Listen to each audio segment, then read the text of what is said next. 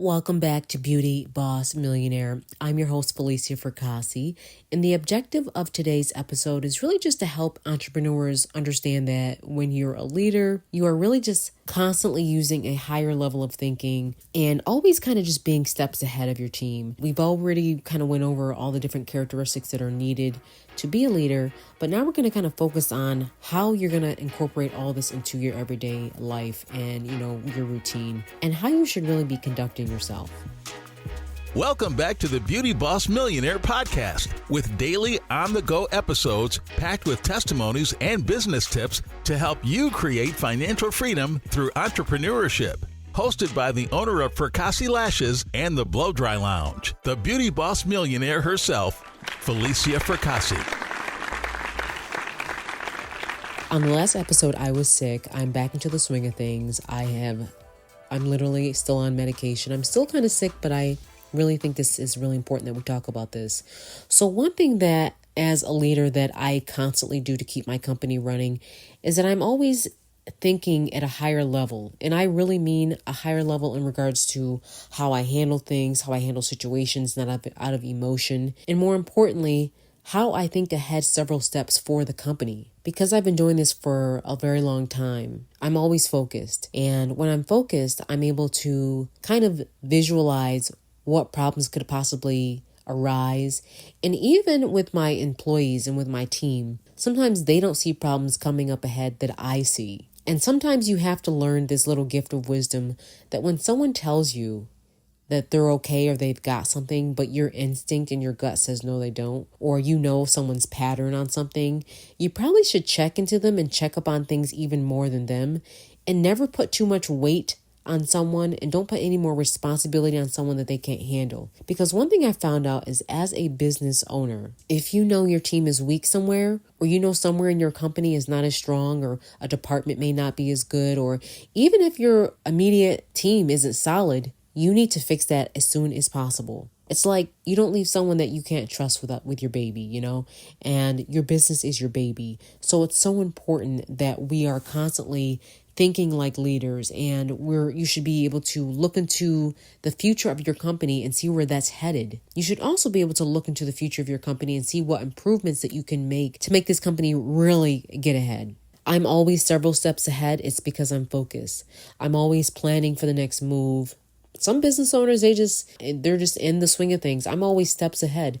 For example, we've all known that marijuana was going to be legal in so many areas, but some people weren't planning ahead to prepare their business to be friendly for this situation. It's very important that you are looking at your news, looking at the regulations, looking at the state laws, looking at what's changing, because businesses change every 3 to 5 years.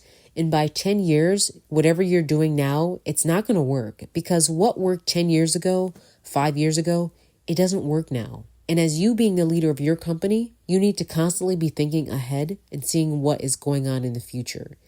And honestly, it's not as hard as you think. Some people think you need to have this Jetsons point of view, or, you're able to just telepath and put yourself in the future. No, the clues that help you look into the future are looking at the pattern of the people. For example, I knew that there was a time where we were doing eyelash extensions, but we brought it out. It was so new, a lot of people weren't doing it. So people were stuck on the old ways, which is the cluster lash. But you know what? People love both. I don't even like to really date either one, because people in my store love both. It's actually 50-50. But at the time, I had an employee who refused to do eyelash extensions. I remember her very vividly. She was a great manager. She loved her job. She was always there 20 minutes early. I know I could always count on her. But I noticed a weakness that she had. And her weakness was that she refused to take anyone that wanted the newer type of service. So she was stuck in her old ways. Now, you may just say, oh, I'll overlook it because she is who she is. She's a great this, she's a great... I immediately seen a problem with that. And after me talking to her, she straight up said, I don't think I'll be doing those type of lashes ever. And when she said that to me, her job was done with me. because a lot of people, they can't grow with your company. And I would be a fool to allow a person in my company to tell me what they're not going to do and not adjust with the times and ruin my business. And that's exactly what she tried to do. She tried to ruin the business. She told people that we didn't do it, which we did. She just didn't do it, but everyone else did it. And she was trying to push clients away. And when I knew that there was a time where she needed to leave, I just basically let her go. And, it was a difficult decision for the company because I didn't want to, sometimes you want to preserve the friendship or the relation. Actually, first of all, let me back up. There's no friends in business, unfortunately, especially if they're your workers. But as much as you want to, I know people say, well, that's really cold-hearted. But if someone cannot adjust with your business, then their time is up. It's simple. Their time is up because you're growing. In a growing business, if someone can't operate and do what you can do, then they need to move on. And ironically, this person actually did try to open up a business similar to mine. And to this day, they are still not doing that service that I was trying to teach them. I put them to school in for. They still refuse to do it. And their business is now suffering because they are not able to do what I'm actually doing. And that's the difference between a leader and a person that just kind of copies off of someone else's business.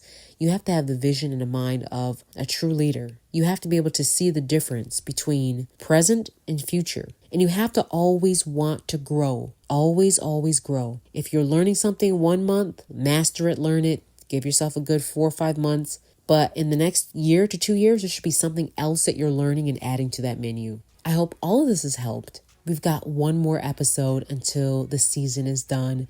So stay tuned to the last episode in this season on Beauty Boss Millionaire. Please don't forget to like, rate, and share. Thanks for tuning in.